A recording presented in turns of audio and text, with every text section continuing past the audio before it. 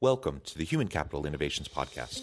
We're your source for personal, professional, and organizational growth and development, where we share original research, explore industry trends, and interview executives and thought leaders from across the globe. We hope you join us often for practitioner-oriented content around all things related to leadership, HR, talent management, organizational development, and change management. Maximize your personal and organizational potential with Human Capital Innovations Podcast.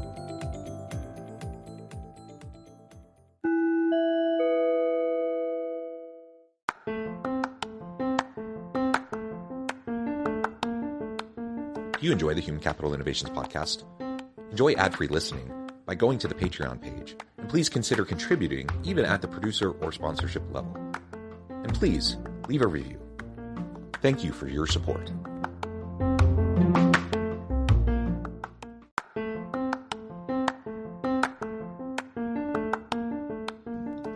Welcome to the Human Capital Innovations Podcast. In this HCI Podcast episode, I talk with Melissa Ambers about process optimization, organizational development, and business development.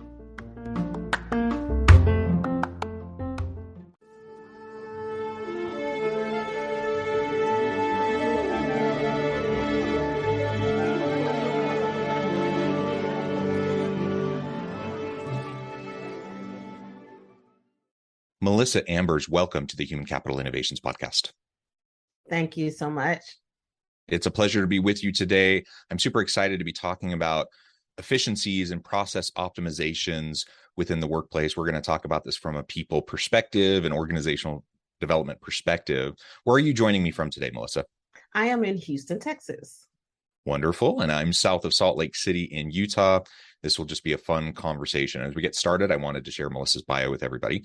Melissa Ambers is the President and Chief Administrative Officer of Strategic Blueprint Consulting, LLC, and Savvy Media Group, Inc. Melissa has extensive experience in business operations, process improvement and modernization, and leadership management. She has 4 stages to strengthen departments for sustainable processes, including clarifying the vision, analyzing the problem and risks, building a sustainable strategy, and evaluating and executing. These steps are crucial to the success of business operations and customer service. She received an honorary doctorate for entrepreneurship in October of 2020. She also has her certifications in project management, Six Sigma Black Belt, public relations, and event planning. And she also attended Harvard Business Online to receive her e-diploma certificate of completion for disruptive strategy and sustainable business strategy.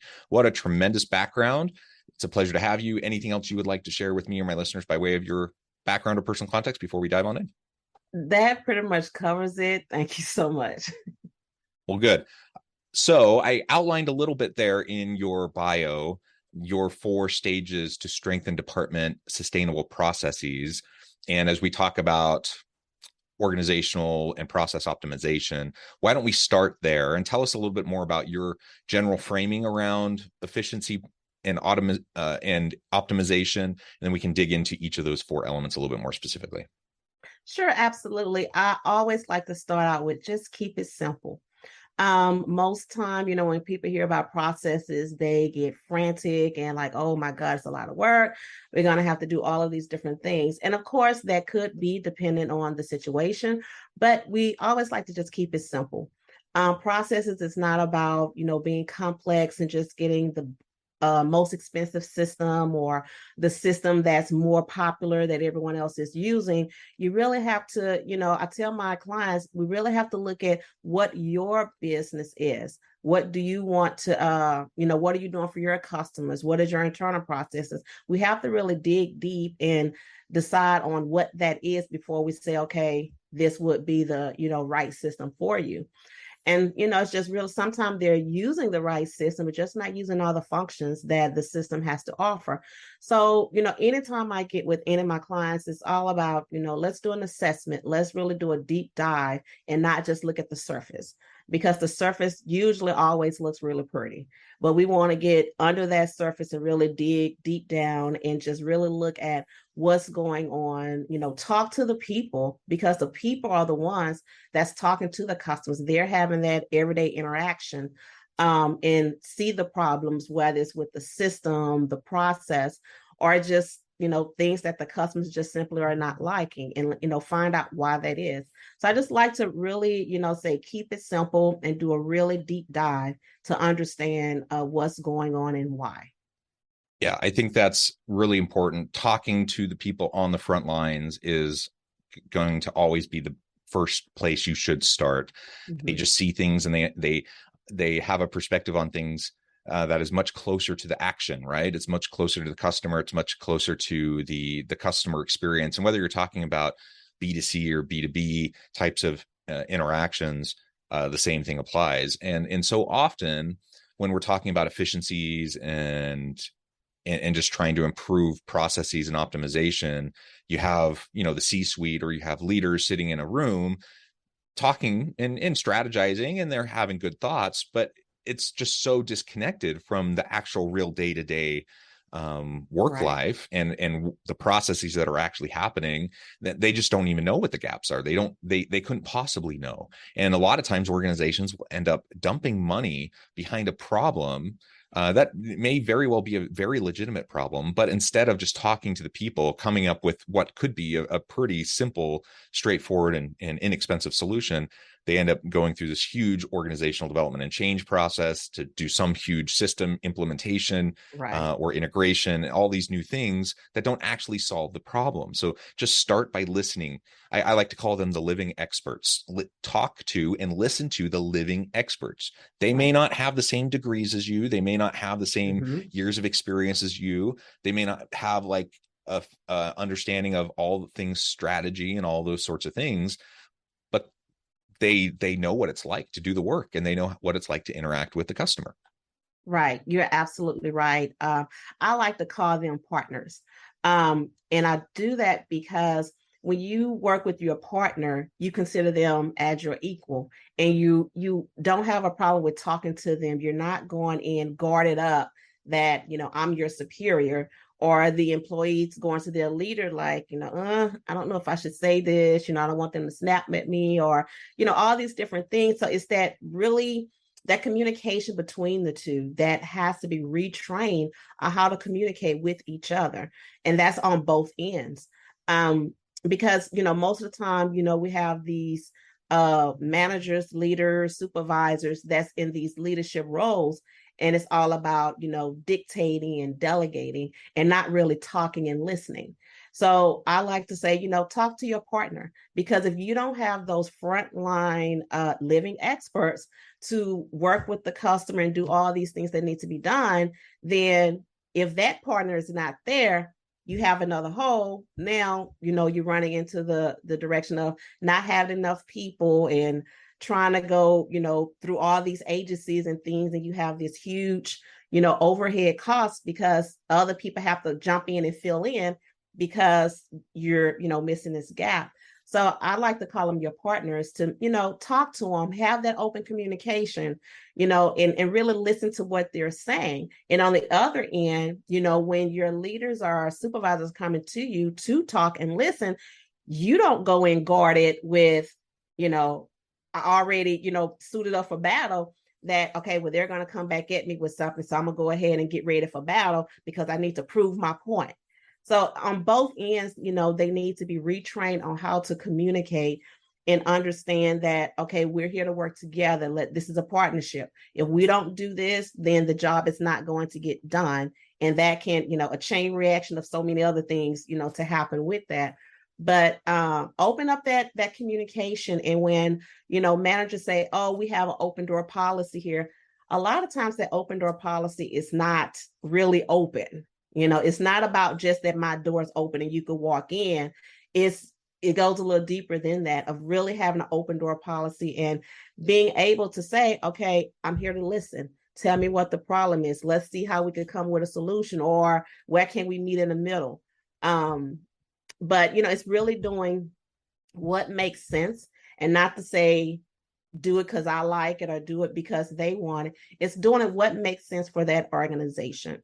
So talking to those partners or living experts to really understand what is going on, because they are on the front line and you are missing a lot of those things happening. So before you go and do this huge, renovation of processes and systems and all of these things. Have that conversation first before you invest money and do this big overhaul.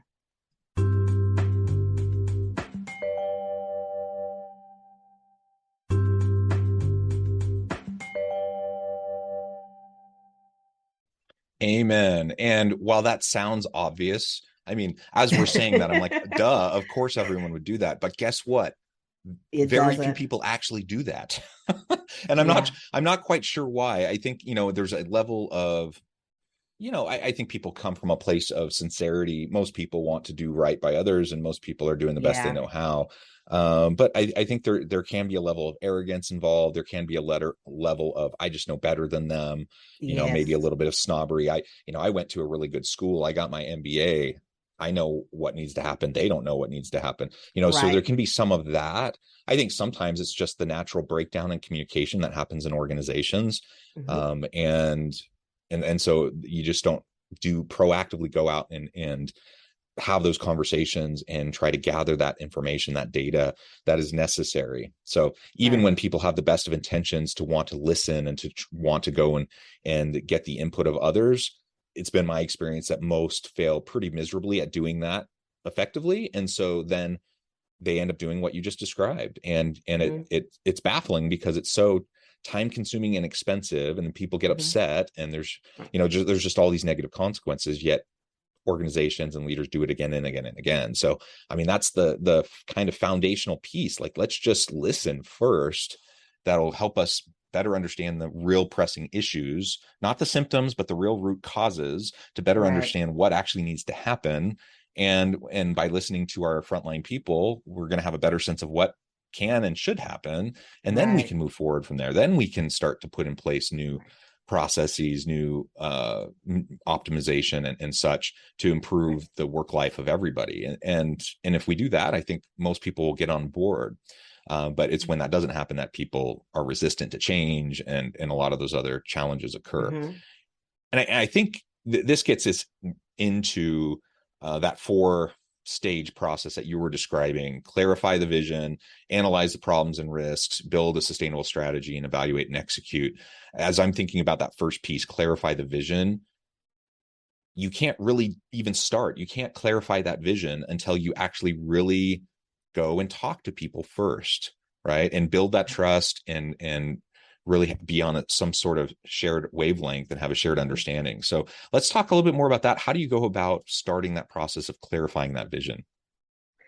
To start the process, it actually starts with the decision makers, because they're the one that's going to make the final decision on what can and cannot happen. And when I say start with the decision makers, it's letting them know, yes, you have this vision. Yes, you want to do these things. Yes, you want to implement this system or processes, but have you done, this? Like, go down and talk to the frontline people. When you look at that chart, you're here, you need to start down here and work your way up to really understand what's going on and why is it happening. And once, I have that conversation with the decision makers, then they start to understand that, okay, I get it. And then not only that, to piggyback a little bit on what you were saying earlier, it can also save you money. So many organizations don't realize how much money it can save them. They always have in their mind, okay, the profit, what profits are we making? Why are we not making profit? Part of that profit comes from the money, the necessary money that's being spent on your daily operations. So, making them understand that. And then once that's done, it's just creating that system. Okay, let's start with, Department A and work from Department A to B. And, and sometimes it may be a little jump to really see, what's overlapping. What are they doing? And if A and B should be following the exact same process. And once I have that conversation and we can understand why they're not following the process, it could be something as simple as, yes, we should follow the same process, but because we do this, we have to do this, and that makes us double work. Now, you get into that. So it's really starting with these departments at the lower levels and really understanding. But first, I would start with that decision maker to make sure that they understand that how we have to flow through there, because the idea that they have of just implementing something and training people it's not going to work. You're going to waste money, you're going to waste time because it's not being done the proper way. And, it's also with so many want to do the leadership training. It's right now it's about, okay, let's check the box. Yes, we've done it. But you have to have some type of assessment with each one of your leaders because you have different needs. You put them all in one room, have a general conversation. All right, check, we've done leadership training, but have you really solved the issue? Do you know what your leaders are needing? Do you know what leaders don't know how to work with their staff? Do you know what leaders are not understanding the current processes, what system they're not trained on, communication? I mean, we can go on and on and on, with that, but do an assessment with your leaders to really understand what they know, what they don't know, and then let's break out some different training so we could be sure that we're, hitting on those points of what the leaders really need, and I just throw all of them in one room. We have a general leadership training, check the boxes, done, and you spent this money, but you still haven't solved the problem. So it's really, looking deep and understanding and making sure you have the correct training for leaders, employees, even the C-suite executives, making sure you have the correct training for them and not just a general training to check off a box. Yeah. And again, that sounds obvious, yet it rarely happens. And it is interesting because with people moving to more virtual work over the last couple of years, if I look at the learning and development or training and development industry over the last couple of decades, it's been predominantly face-to-face instruction with some e-learning modules, and some do that better than others, but it's been largely face-to-face. And if it's not face-to-face, then there's maybe recorded videos, or you're clicking through slides or doing some sort of e-learning kind of an approach. Well, what's happened in recent years, and in part spurred on by the pandemic and the move towards more virtual and hybrid work, is that there's new learning and development, training and development online platforms that allow for personalization and specialization of topics in real time, AI driven, that are specific to the needs, the competencies and capabilities of the person that's participating, so that they don't waste their time on stuff that they've already mastered, so that they don't have to rehash things over and over and over again that they've already learned, that they can move on to things that are only relevant to them and their jobs, and they don't have to spend half a day listening to stuff that doesn't even apply to them and isn't relevant to them and their ability to do their work. Now that can happen in a face-to-face environment too. It's just harder when you have a, face-to-face, you have a classroom of 30 participants and you're trying to tailor the content and the message to every individual. That's really hard. But there are more and more ed tech and, L&D kind of software optimization solutions that are out there that can personalize and in real time make it a very targeted experience for people to really meet what you just described. So, I definitely, that's not the main topic of our conversation today, but I would definitely encourage listeners to pay attention to that and to look out and talk to some of those firms for your training and development, learning and development needs within your organization. So we start with the decision makers. We start with, thinking through the reskilling, the upskilling, the learning and development needs of the organization. And then we get into the problem solving, the analyzing the problems and the risks involved. And anytime we're talking about optimization, we have to truly understand what is at the root cause of whatever gap we're experiencing. What is the breakdown? Where is the bottleneck? Those are the things we're trying to establish. What do you suggest to leaders who want to get to the root problem, but it's just so common for people to end up putting band-aids on symptoms, and then they just end up playing whack-a-mole with problems, and they temporarily solve one problem only to create another problem, and they're not actually solving the root issue.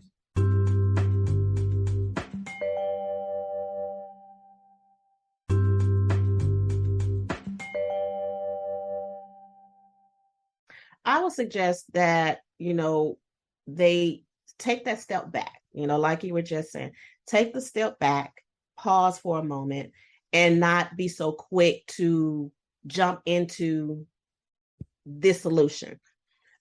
Take the time to have those conversations. I would say, have powwow sessions, go into a conference room or have a day, have a working lunch and with all your departments, but of course it may have to be on different days, but have these powwow sessions. Go all into a conference room, treat them to lunch, and just let everybody be open, good or bad. But they also have to give their employees the confidence that this is an open forum. Say what you will, good or bad, because if you don't let us know, we won't know. But they have to have that confidence that what they're saying are true, because so many say, okay, say what you want to say, but before you know it, for various reasons, they're going to be retaliated against, whether it could be termination or they just start being treated differently on the job. And employees have a hard enough time getting up, coming to work with personal family life and, coming to these jobs. So adding that on top of everything else just is not good. So I think really, making it to where they feel comfortable, changing the culture, changing the environment. So they feel comfortable when they come to work, that they feel comfortable talking to you. In the mornings, go out and chit chat with them, not just walk by, hey, good morning, and keep walking. Really show some interest, start gaining their trust. And what so many managers don't realize is that your employees don't trust you. They really don't. They just know, okay, I need to come in, do my job. When it's time to leave, let me get my stuff and go home. They don't trust you. So you have to start building that trust with them first. And once you start building that trust, go have these powwow sessions and let them be open and good or bad. Even if they may say, okay, well, something that you're doing, you're doing this because of this and it's not right. Be open to that. Don't be open only to them pointing fingers at someone else. It can actually be you as the leader that have issues, that didn't realize that, okay, I was doing this. Oh, I'm sorry, I didn't realize. And that happens. We're all human, that we may be doing things and we just don't realize it. But be open to that without retaliating or acting a certain way with this person because they brought it, to light. So I think once that happened, it will not only change the culture, but your employees or your partners will be more open to come in and really go above and beyond when they need to and when you're asking them to. So building that trust with them first, have those powwow sessions and really document what is going on, why is it going on? And then it will, make sense then for you to start, okay, now let's build a plan. Let's build this blueprint on how we should do these things. And as you're going through these processes, this is what's going to also revamp those SOPs for the ones that actually have them on staff. So it's going to help to revamp that. So changing that culture and building trust with your employees is like a huge thing that has to happen in a lot of these organizations. It's absolutely true. And trust is the foundation of everything. So if we don't have that, we really don't have much of a chance of any of these process optimizations and OD and change initiatives really taking hold. And that actually gets into that next point. Sustainable strategy, sustainable change. We don't have time to get into any depth on that or in terms of the evaluate and execute stages that you outlined. But I do just want to reiterate that it's just so essential that we focus on sustainability, that we are strategic in our approach and that we have a sustainability plan, that we have an evaluation and assessment plan so that we know that what we're doing is making the type of impact that we intended or not. And, maybe unintended consequences that we need to address. And it needs to be an iterative cycle so we can constantly be seeing how to tweak and to adjust and to improve what we're doing. So if we can do that, I think the resistance of people to change will diminish greatly because they'll be able to see the benefits. They'll be able to see really the measurable outcomes of what we're trying to do with past changes and past optimization and process shifts. And all of that will just lead to them being more likely to buy in and adopt the new shifts in the future. And we're in an age of rapid technological advancement. We have a lot of social change and upheaval and all these things. Like change is the constant. And so we just need to prepare people to be change ready, to be agile. All of this will help us to run better organizations. Absolutely. Well, Melissa, it has just been a real pleasure. I note the time. I have to let you go here in just a minute. But before we wrap things up for today, I wanted to give you a chance to share with listeners how they can connect with you, find out more about your work, your team, and then give us the final word on the topic for today. Absolutely. You can reach me, just simply go to LinkedIn. I also have a YouTube channel, which is Sustainable Blueprint Consulting. But LinkedIn is the first and the place where you can really reach me, send me a message, connect with me. And my LinkedIn is just, linkedin.com, Melissa Amber. So it's real simple to go there. And, as we were talking, just be sure you're always looking at the long-term solution and not the solution of today. You want to look at the long-term solution as you're going through your changes and processes. Amen. Well said, Melissa. It's been a pleasure. I encourage listeners to reach out, get connected, find out more about what Melissa can do for you. And as always, I hope everyone can stay healthy and safe, that you can find meaning and purpose at work each and every day. And I hope you all have a great week. Do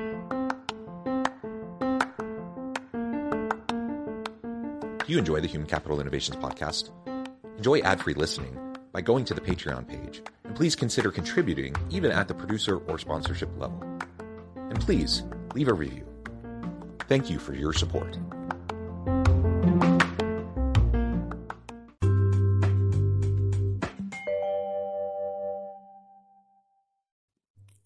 Thanks again for joining us for this episode of the Human Capital Innovations podcast. I hope you stay healthy and safe and that you have a great week.